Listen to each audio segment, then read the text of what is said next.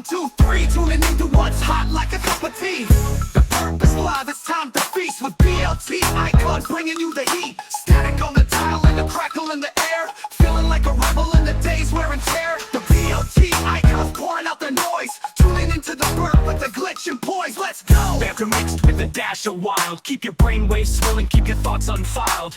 Nothing is too strange, no tale is taboo. Catch up with the icons, there's always something new. Hot takes cooler than a summer breeze, hidden gems uncovered with the greatest ease. All right, we are back for Formula One Episode 2, and I got my fine furred friend Bildo with me today, joining on in. Today, we're going to talk about the Australian Grand Prix, a recap of a crazy first race. I cannot believe what actually happened there. Love the wet weather. We're going to get into that. Ferrari had some issues there. We'll dive into it just a little bit. And then we're going to quickly talk about the Chinese Grand Prix coming up this weekend.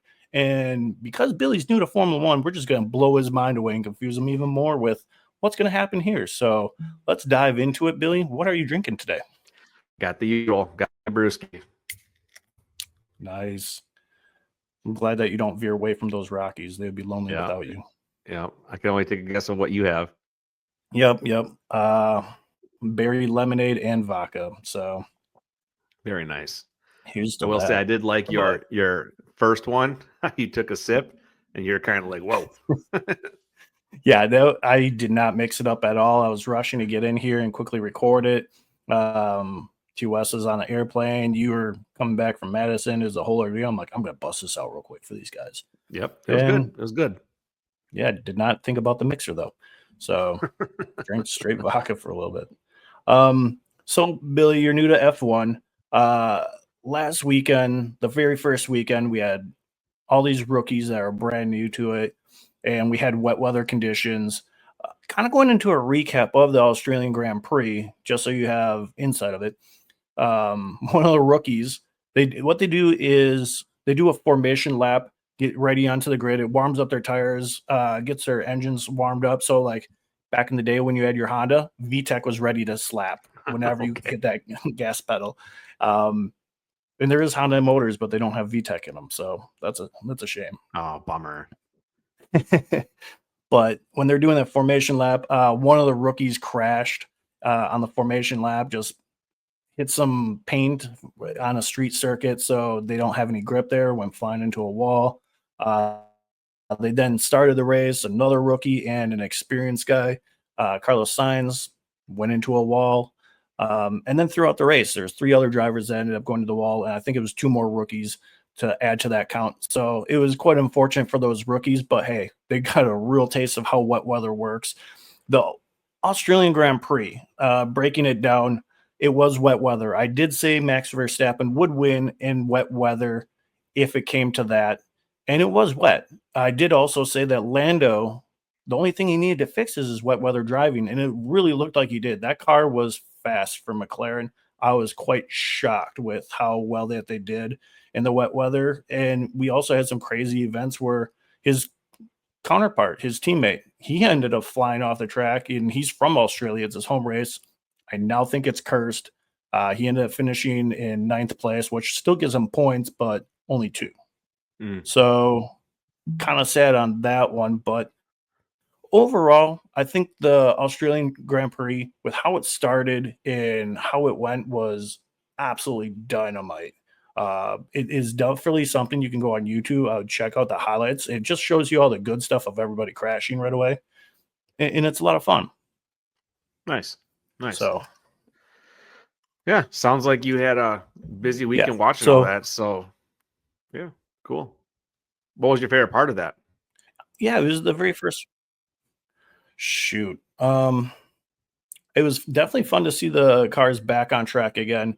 I think my favorite part was seeing Liam Lawson go flying into the wall, because he's that Red Bull guy who came in and took over for this guy, Checo, which I despise him after watching Drive to Survive and seeing all that. So I don't like to cheer for somebody to crash and get hurt, but at the same time, it was a very soft little bump of a hit that hurt his car, so I knew he was okay. I'm ready for Yuki to go up and steal the spot from him, who ended up finishing really well. He finished in the top 10, got some solid points for his team and the sister team. So I think that was a really good race for him, and I'm excited to see what happens there. Nice. Oh, one other thing to talk about. Yeah, Ferrari. Lewis Hamilton, he's a 7-time world champion. He is the most winningest driver in F1. He left Mercedes to go over to Ferrari. He ended up finishing in 10th place. His counterpart finished a little bit more ahead of him, but not by much. Ferrari struggled in the wet weather. I don't know what to make of it because it was Lewis Hamilton's first race in the car. Now, if you think about it, if you're driving your same Honda that you have been for years and years and years, and now you just got this new car, do you know how to take those turns and everything as fast as you could before, or what it can do on the road? No. Yeah, it's a little bit tough. You kind of got to ease into it. You want to go balls out and push it, but you just can't in wet weather. So the issues with Ferrari there, whether it was legit like the car has an issue, or if it was just they didn't do good in wet weather. Leclerc, I've never seen him do really good in wet weather before. So hard to say if that was a real issue or not. Going forward to Chinese Grand Prix, will they do better if it's dry weather? I think so. They got some long straights there, and they have some good aero for speed. So I think that could be good. Kind of going right into the Chinese Grand Prix, bringing it out there. I don't think I'm going to be able to watch it. It's at like midnight our time. I highly doubt you're going to watch it too. But if you get a chance, you wake up and you get to see you get a chance to wake up and see some of the replays. It's a pretty cool track. They have a tight little corkscrew where you go into this weird pattern, and then you got like a giant long straight, and then another long straight, and then the front straight. It's a pretty cool, interesting track. Nice. But for that one, I think it's clear on this one that McLaren's going to dominate for this Grand Prix. They showed it already in wet weather that they're going to be quick. I think they're going to show it again in dry weather that they are quick. It's just I think Mercedes and Ferrari are going to be up there closer to them. I don't know where Max sits in that car. It was hard to tell whether it was fast or not, but I know it's blowing through tires really quick. So that is what I'm thinking for the Chinese Grand Prix. Trying to really think. I got questions. If I'm missing anything here. Oh, okay. Break it in. Let's see what you got. I have questions because this is all new to me. So backing up a little bit, you said like one driver left one team and went to another. What was that? You said went from where to where? Lewis Hamilton. He went from Mercedes, which he was a juggernaut with them, and he joined Ferrari. I mean, Ferrari is like, shoot, do you want a Mercedes that you can get every single day? Or do you want a Ferrari that's like, wow, a Ferrari? Like, that's how it is. Mm-hmm. Yeah. So he got the opportunity. Might as well give it a shot. Sure. Dream. Okay. All right. Good to know. So, and then trying to follow along. You talking about the Chinese Grand Prix. So you've mentioned Sprint Week before, just in prior conversations. So what is that? Oh yeah, Sprint Week. That's right. This week is going to be absolutely nuts.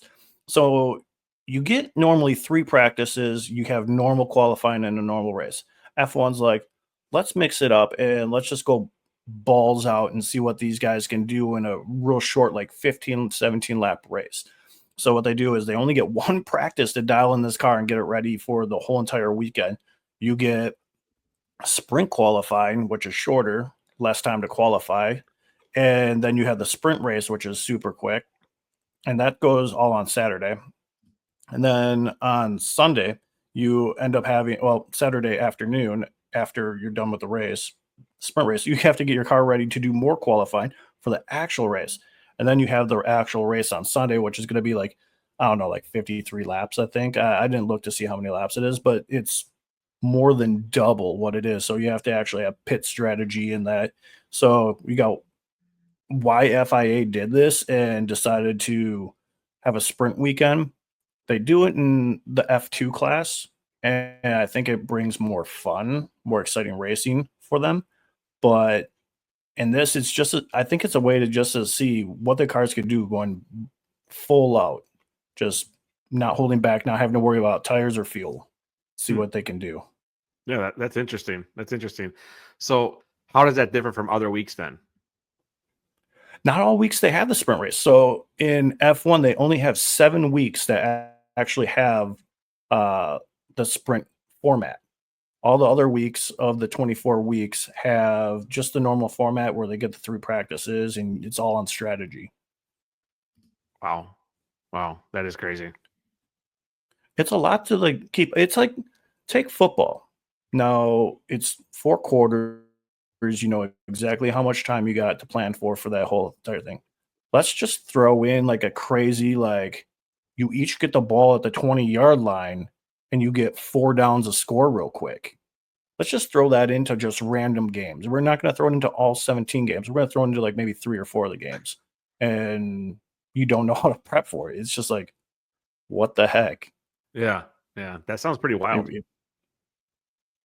It is. It definitely shakes it up so that you don't get boring. Like you watch NASCAR, you know what's going to happen. You're going to have qualifying race, go in a circle, crash people out. It is what it is. This is Yeah. way different. This amount of strategy and intelligence you have to have behind it is way more than what I can handle. That's for sure. Yeah. Yeah, that sounds like it. And I just find it like really crazy that they'll still drive in the rain or any sort of wet weather. Yeah, it is nuts. Like in NASCAR, there's a couple of raindrops, and no, we gotta park it, and you don't know when the rain's gonna start. They've only had it in recent years where it was raining so bad that they literally could not do a single lap without anybody like for sure getting hurt or injured, and there was too much water on the track.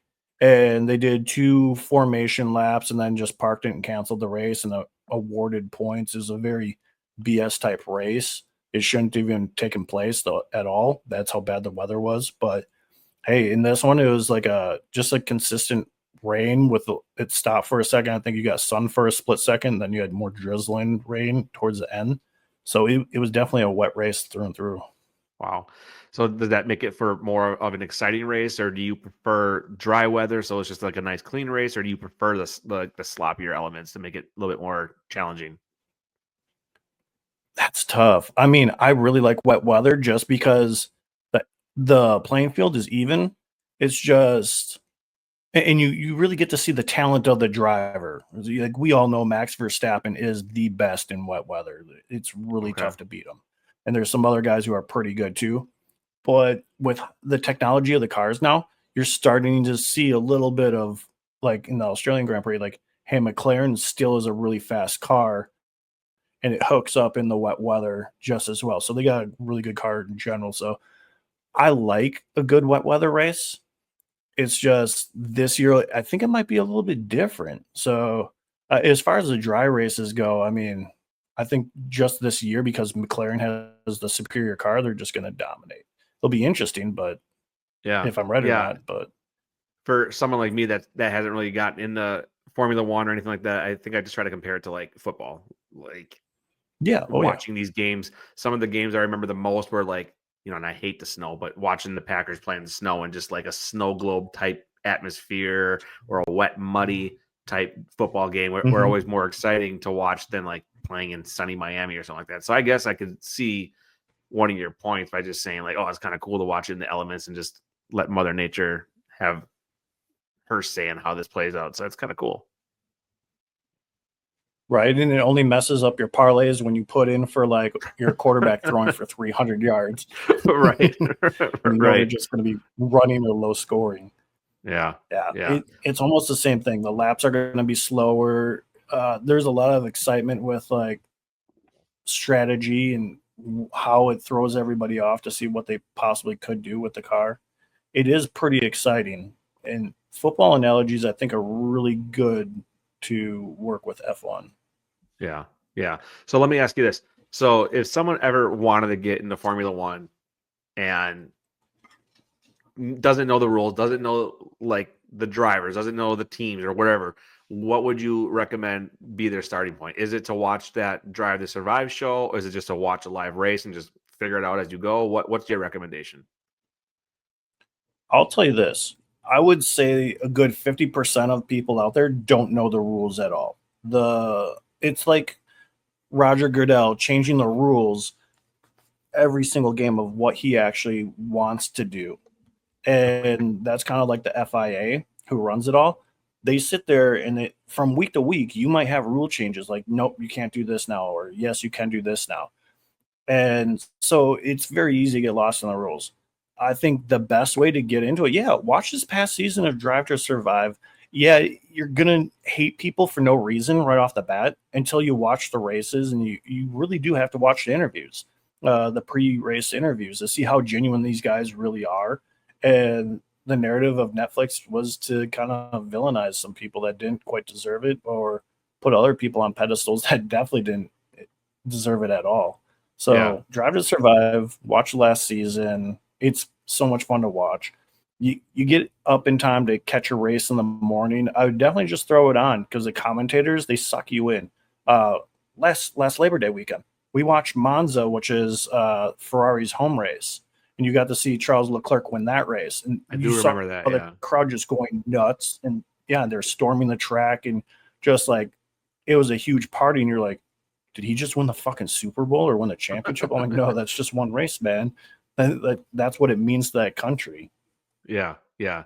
Yeah. That was fun to watch because you're right. It did seem like it was like some sort of like championship that won because all the way all those Ferrari fans and people and crew and whatever just stormed the track. It was pretty cool to see. Yeah, it was. And there was so many romantic moments of Formula One last year that you got to see of guys winning races that who have never won races before, teams prevailing that haven't prevailed in like shoot 25 plus years. And it's a fun sport that if you just put it all together just right, it can be absolutely magical and very profitable for you too. Sure. Sure. Yeah, that is crazy. Yeah, it's the thing that also I thought was pretty wild from what you told me when over that Labor Day weekend was that Formula One's been around for a really long time, but just recently over the past few years gained a lot of popularity. I just think that's kind of crazy. So what caught on for it that all of a sudden like it was like this huge like attraction? Yeah, so drive or Formula One's been around for 75 years. It's the 75th anniversary this year, which is nuts to think it's been around that long. Same as Yeah. NASCAR, been 75 years. I think the thing that really gravitated for Americans, and Americans only, I think, is Drive to Survive. It came during COVID. That's when everybody started watching it. Um, I had found the show too. I was like, oh, they recap every year and Drive to Survive. I'll watch this. And I'd always watching Formula One, but I didn't watch every single race. I caught the ones I could that were either in America or during like uh, normal people time because I was not a morning person back then. So I probably watched like 6 of the races out of the year. And yeah, Drive to Survive. Once I saw that, I was hooked back in. I was like, all right, these new cast of drivers that are coming in, they're going to make it exciting. The cars don't suck as much as uh, what they did for a couple of years there. And I was really sucked in to see the talent. And Lewis Hamilton, I got bored with him for a couple of years. You could tell it was towards the end of his dominance. Yeah, he did dominate all of 2020, but you knew Max is coming up. It sucked me in even more. So I can only imagine for all these other people what it did for Yeah. them. So your guy is Checo, right? I mean, Yep. don't know the guy. Just you talk about him all the time. Makes me wonder, who do I need to be a fan of? Do I need to jump on your bandwagon and be a Checo fan, or do I need to find someone else to like so we can butt heads when we meet and talk about this? So Checo's not even driving this year. He doesn't have a car at all. He's, for all I know, he's retired. I don't even have a driver So Well I'm done pretty for him then. sure if, yeah, I mean, hey, he's got a lot of money thanks to his sponsors and his racing ability. Um, Never did quite win the championship, but got second last year, but or Okay. not last year, but the year before. So he got close. Um, Shoot, most people go after Lando Norris, just bandwagon fans, but really, I'd say watch Drive to Survive, and whoever's funny, is not like a complete like douchebag, or maybe you like douchebags and that type Not of thing. really. Like, Not really. No. no, check out Drive to Survive. You watch like the last season of it, season 7, and maybe there's somebody who pops out to you. You even add them on Instagram, see some of the stuff that's out there, and it's pretty easy to gravitate towards like a couple of guys out there. I know my wife is more towards Carlos Sainz, even though he's not in a really fast car this year.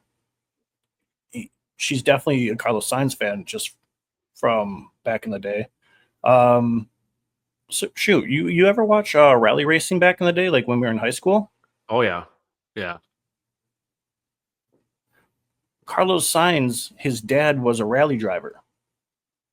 Okay. So this is Carlos Sainz Jr. So that's where the connection was for her, knowing him from rallying back in the day. And she's like, hey, of course I'm going to cheer for his son. So there's different stuff like that. Maybe Sure. you like to cheer for people who don't necessarily have driving ability, but their dads are super rich. Then you can go for Lance Stroll. Yeah. I don't There's like get on different the people out there. nepotism. Yeah. Yeah, that's pretty cool. Dang, I lost my train of thought. But it's just there's just so much to like absorb. There's so much to take in. It's a little overwhelming. Mhm. But I like your passion for it. I know you talk about it a lot, so I'm glad I could jump on this call with you and try to like get into your Formula One world a little bit. Yeah, I definitely appreciate it. And the questions, like, they were spot on for Formula One in general. And I think that helps. I definitely want a lot of our viewers that who may not still know about Formula One get a little bit more of a feel for Formula One through us talking about it and you getting to learn about it a little bit more. So I'm glad that you're genuinely interested to see what it's all about. And it's not just cars going in a circle, but it's a lot of strategy, and you have to be very intelligent to make that car do a lap and not be in last place. Yeah, yeah, I can imagine. I also think it's pretty cool because didn't you go to a Formula One race in Mexico City? Yeah, Mexico City. We did it the year that Checo decided to bomb dive right into turn one and take himself out in the first turn of the Grand Prix. It kind of sucked. Everybody was deflated after that, but the atmosphere of Formula One, the camaraderie of everybody coming together, especially since it was his home track, they saw Americans come in and they're like, "Oh, you're Checo fans too? America loves Checo.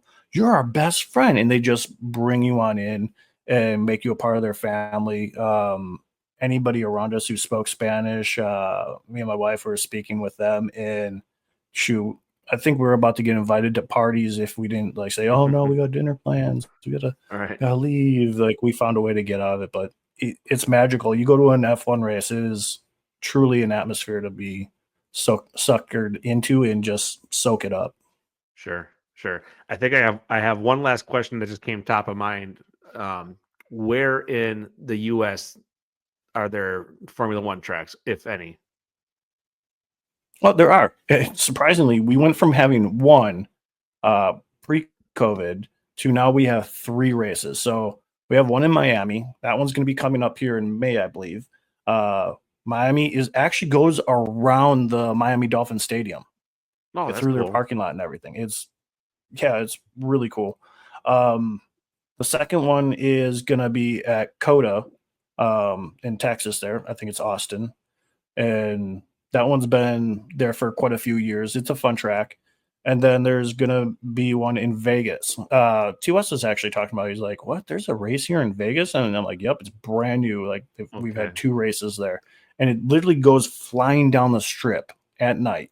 So all of like the glitz and the glam of all of Vegas, and then they also go around the sphere too. Okay. So as the Yeah. sphere is like showing their face and everything as they're driving by, they can look up as they're going 200 miles an hour past the sphere and like see their face. And you got to hope that they just don't crash. Right. Right. Yeah. That's pretty rad. Yeah. So 3 races in the United States from having one before. I mean, before that, we didn't even have any for a little bit there. Hmm. So yeah, it's really cool. It's gained a lot of popularity here and it's made a lot of money. Yeah. I can imagine it makes a lot of money. That's for sure. Yeah. It's something cool to see. So, on that note, I think we nailed it pretty good for this episode. We got to talk about the Australian Grand Prix, some Ferrari issues, and the Chinese Grand Prix. I think Lando wins it again for the Chinese Grand Prix, all depending on qualifying and where he places. But he seems to be the fastest guy out there, and it looks like it's going to be dry weather for this weekend. So I don't think I'll get this episode out in time for the actual Grand Prix, but short thereafter, I got quite a few questions like, "Hey, did you record this before or after the race for the Australian Grand Prix?" Because you were pretty spot on with a lot of the things that you said. I'm like, it was before. I just didn't get it out in time. So we're going to try to get this one out in time and hope you guys enjoy it. Billy, let me know if you catch a race or see any highlights. Let me know your thoughts on it. I'm genuinely interested to see what you think. Yeah, will do. Thanks for having me on your project of this, and I'll do it in the future and probably have a bunch more questions to ask you. Well, I hope so. Bring them on. All right, guys. On that note, we're going to let you guys go and enjoy the rest of your weekend. Hope your driver ends up winning the Chinese Grand Prix as long as it's not Liam Lawson or Lance Stroll. And best of luck to all the drivers out there. We'll catch you later. Tune into the Burp. Let's get it. Let's get it, get it.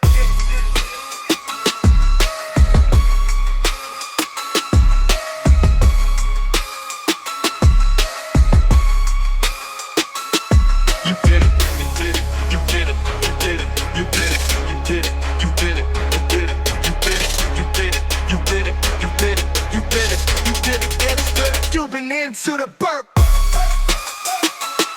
Let's get it. Let's get it. Let's get it. Let's get it. This has been a presentation from the Ball and Productions.